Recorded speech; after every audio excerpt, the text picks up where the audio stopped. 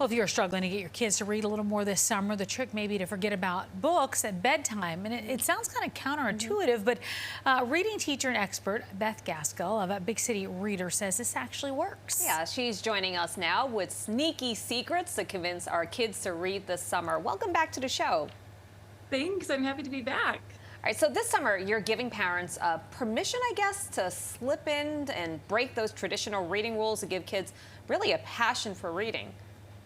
Yeah, so it does seem kind of counterintuitive that we might be saying, let's get rid of reading, or it's really get rid of the reading that we thought we needed to do for kids. So instead of giving kids the permission slip, we're giving the permission slip to parents.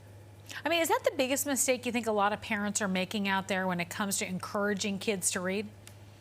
Yeah, so a lot of people will think like, okay, we're gonna do 20 minutes a day, and then like, I'm helping my kids so much because they're reading for 20 minutes. But what we're doing in the brain is we're kind of like making that chore of 20 minutes, this task that we like write down and we check off, associated with reading. And we want reading to be like so good, we devour it, we just want to get lost in the story. So we're kind of doing the opposite of what we want. Yeah. And I guess, does keeping track of how many books they read or how much time they read, I guess you're saying that puts pressure on the kids. Yeah, so we can do like a subtle shift, because a lot of times people want, like a blueprint. What do we do to help kids? So instead of doing a reading log and checking off every 20 minutes, see if you can talk about how many different things we learned about in books, or set a new goal. So instead of like, if you read 20 minutes every day for the whole summer, you'll get an ice cream party, just shift that sentence to be, oh my gosh, I can't wait to hear what you're reading, and I want to tell you about what I'm reading. So when we finish these books, let's go out for ice cream and celebrate, or let's go to the library and get a new book together. So we're just shifting what we're celebrating. Not you accomplished it, but like, reading is fun. Let's celebrate it in a different way. Ice cream would be an incentive for me. As an adult. Let me ask you this. I always have a tough time with this one. You say the next step is to ditch the paperback and the hardcover. I'm assuming for digital. Is that the better thing to do to make it more interesting?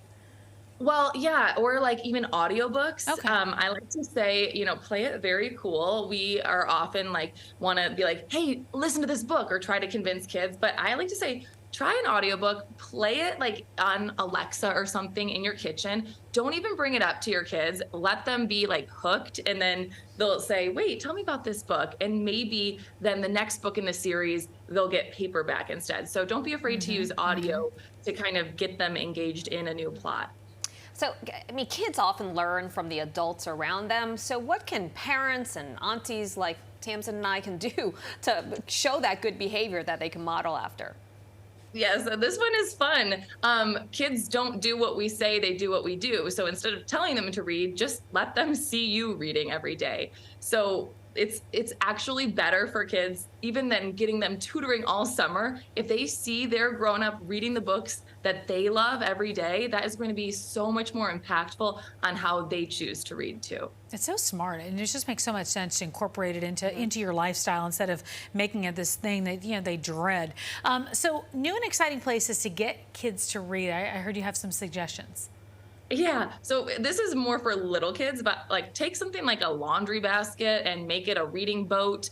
Something that they're not usually going to do. Like maybe it's a rainy day, make a fort, then you make it your reading fort. So you're taking what they're enjoying and then pairing it with reading. And so those neurons that are firing together are now wiring together. I had so much fun making this fort. Oh, and we read. Guess what? Reading is so fun. All right. Well, Beth, such good advice. Thank you so much for joining us today with tips to get kids to read. Thank you. And for more advice, you can go to Beth's website or follow her on Facebook or Instagram at Big City Readers, or on TikTok at As Miss Beth.